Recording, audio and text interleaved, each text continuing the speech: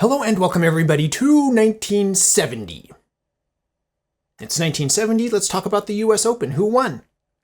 Why don't I tell you? Tony Jacklin, the first British player to win the US Open for like 50 years, 50 plus years? I don't know exactly. A long time. I tried to research what clubs he used, I couldn't figure that out. But in 1970, PGA came out with this, the Professional. It's a professional. It's the Professional. It's right here. It's among us. Rosewood, lovely finish here. Let's get this on the review table and have a closer look. As is so often the case, we're turning to the sole plate for identification. It says Professional Approved. PGA logo here in the circle with the little crown above it. And then we have the wood number, in this case the 1 wood, the driver here in red by the face. This is a 5-screw sole plate, very similar to McGregor's and other woods manufacturers of the era. The shaft is aluminum and it is pin, you can see right here. So the shaft, obviously with the bore through hosel design, the shaft comes out here and pin right here. Serial number up here. You can see all the mishits right. Sometimes people have sky marks everywhere. Other people have some Healy marks. So you can see there's a 2-1-1-2 groove pattern. We have a 4-screw square face insert right here with the crown. Solid persimmon, you can see right here. The crown is pretty clear and there's a crown on the crown. I like it at address because sometimes this crown on the face insert shows through, and so it just looks like this nice little target right there. It's like an alignment line in itself. You don't need this PGA decal. So we're going to spin around the skirt here. It does say the Professional here on the toe. Is that showing up here? Maybe the light's better this way. There's a decal here on the toe that says the Professional right here on the toe. Spin around, you can see no visible weights on the back. Lovely, lovely persimmon here. We move up the whipping, there's a little plastic, red and black plastic ferrule here. At the peak of that, we move to a stepped aluminum shaft. This is the remains of the shaft label. I put this sticker on just to remind me of the year, 1970, and I did wrap it because this old Victory grip is fossilized, which feels like hard plastic. So we have a lovely persimmon here made by PGA, soon to be Tommy Armour. They changed their name. The PGA Golf Company changed their name to Tommy Armour later in their business career. So let's get this lovely persimmon out on the range and see how it feels. PGA Persimmon. Are you kidding me? PGA made some great things. Obviously, changed their name to Tommy Armour in the 80s. And when you think about the brand Tommy Armour, it used to be a pro-line brand. PGA, obviously, through the 60s, 70s, 80s, Tommy Armour, pro-line. And then, let's just hit 3 shots here. And then, now you see the word Tommy Armour, the brand Tommy Armour, and it's clearly a store-line brand. So they have lost a lot of the cachet of being a pro-line brand. And so when people, see the name Tommy Armour, they're like, oh, it's store brand. But this was the PGA brand back before they changed their name. And to me, this driver looks absolutely amazing. The crown marking PGA looks great. The PGA crown on the face insert looks like just a big target. Looks just really sweet, really inviting to hit. The shaft is aluminum, so it does look like a dirty steel shaft, and I wrapped the grip because it was so old and so slick. I didn't want to be swinging this on the range with that grip. So, let's see what comes out here.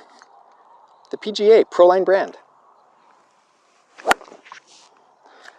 That one felt like a Healy slice. Persimmons will reward you, and they will punish. They are maybe not as forgiving as clubs these days, which are 3 times their size. But when you connect with one, oh, feels good. It just feels so good when those things explode off the face.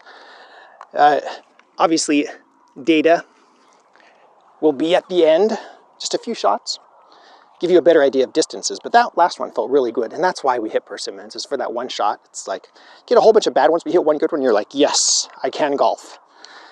And then golf will remind you the next time you go golfing that you can't. So, come on, PGA.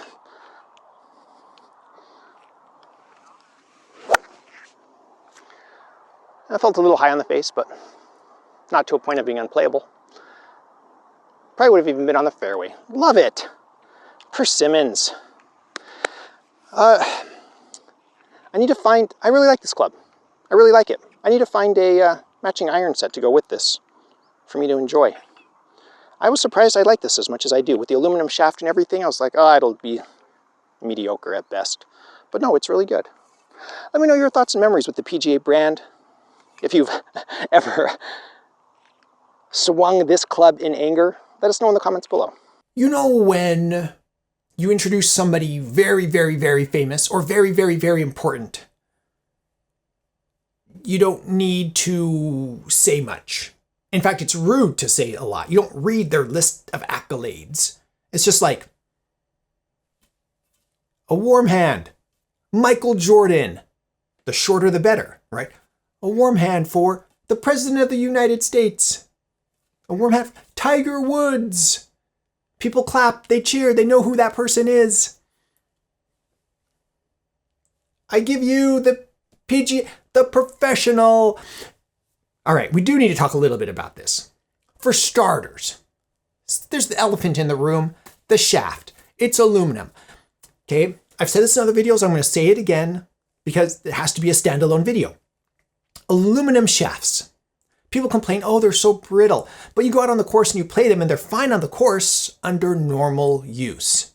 The only time I've ever had an aluminum shaft fail was in a car. Or was it in a U-Haul? I think it was in a U-Haul. Something fell on it.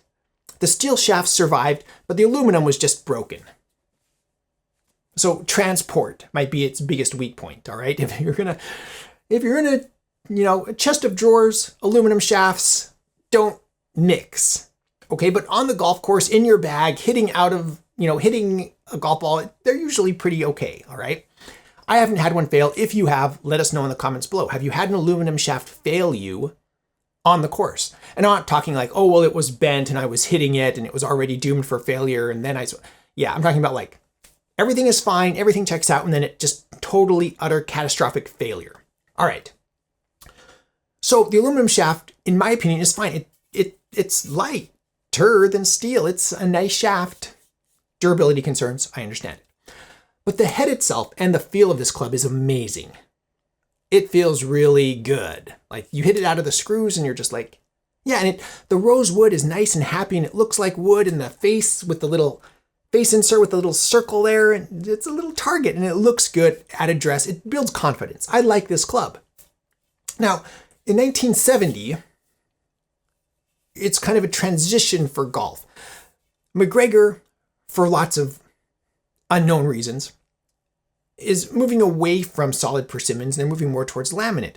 Wilson, huge laminate producer of golf clubs. So in 1970, it's good to see this kind of like last push for like solid persimmons as we get here. And so it's kind of that era, and this defines that era of aluminum shaft, solid persimmon, right before that drop off into this overwhelming like barrage of tons of laminates, okay? I wonder if that's how people are gonna feel about titanium club heads. Like today, at the making of this video, it's 2024. More and more manufacturers are moving away from titanium and moving into carbon fiber, even carbon fiber faces. Carbon fiber bats have a lifespan of like, what, 2 years maybe? Maybe? Before they need to be replaced. Are golf clubs gonna be like that? I don't know. So are we seeing that today? We see a similar thing here. Aluminum shafts, solid persimmon. Both of those things kind of dropped off through the 70s. So it's interesting, okay? But when you're talking about representative, you want to stay away from McGregor, let's say for a second. You want to play something different. You've played your McGregor set, as I have. You've played your McGregor set a lot.